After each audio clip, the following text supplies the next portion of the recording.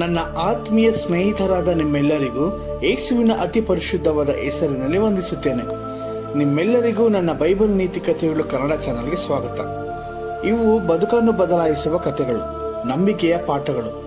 ಇವು ದೇವರ ಕೊನೆಯಿಲ್ಲದ ಪ್ರೀತಿಯ ನಿಜವಾದ ಸಾಕ್ಷ್ಯಗಳನ್ನು ತೋರಿಸುವ ಒಂದು ಪ್ರಯತ್ನವಾಗಿದೆ. ಇದು ಕಲ್ಪಿತವಾದದ್ದಲ್ಲ.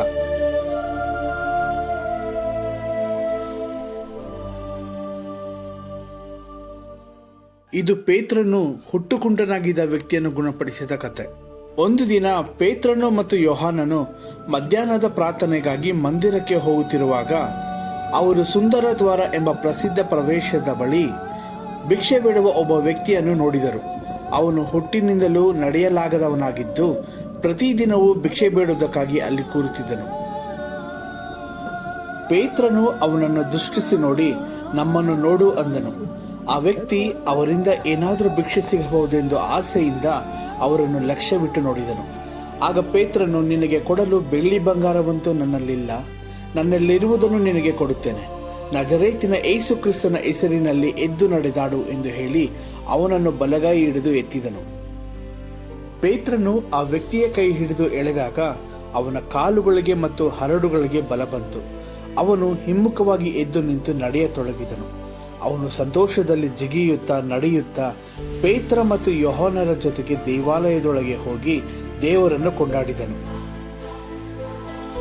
ಜನರು ಈ ಅದ್ಭುತವನ್ನು ನೋಡಿ ಆಶ್ಚರ್ಯದಿಂದ ಅವನನ್ನು ಗುರುತಿಸಿ, ಇವನು ಆ ದ್ವಾರದ ಬಳಿ ಕೂತು ಭಿಕ್ಷೆ ಬೇಡುವ ಆ ಕುಂಟನಲ್ಲವೇ?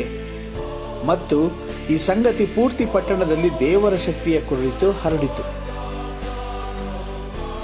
ಪೇತ್ರನು ಹೇಳಿದಂತೆ ಬೆಳ್ಳಿ ಬಂಗಾರ ಅಂತೂ ನನ್ನಲ್ಲಿಲ್ಲ, ಆದರೆ ಯೇಸುವಿನ ಹೆಸರಿನಲ್ಲಿ ಎದ್ದು ನಡಿ ಎಂದಂತೆ ನಾವು ದೇವರ ಹೆಸರಿನಲ್ಲಿ ಎದ್ದು ನಡೆಯುವಾಗ ಅಸಾಧ್ಯವೂ ಸಾಧ್ಯವಾಗುತ್ತದೆ. ಸುಂದರ ಬಾಗಿಲು ಎಂಬುದು ಹೊಸ ಒಡಂಬಡಿಕೆಯಲ್ಲಿ ಉಲ್ಲೇಖವಾದ ಮಹತ್ವದ ಸ್ಥಳವಾಗಿದೆ.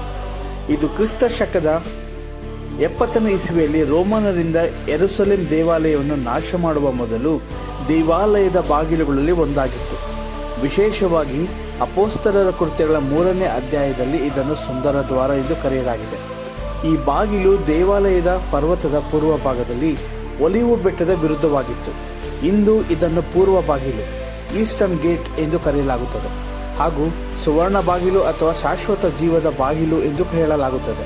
ಈ ಪೂರ್ವ ಬಾಗಿಲು ಹಲವಾರು ಬಾರಿ ಮರು ನಿರ್ಮಾಣಗೊಂಡಿದೆ ಮತ್ತು ಪ್ರಸ್ತುತ ಇದು ಮುಚ್ಚಲ್ಪಟ್ಟಿದೆ.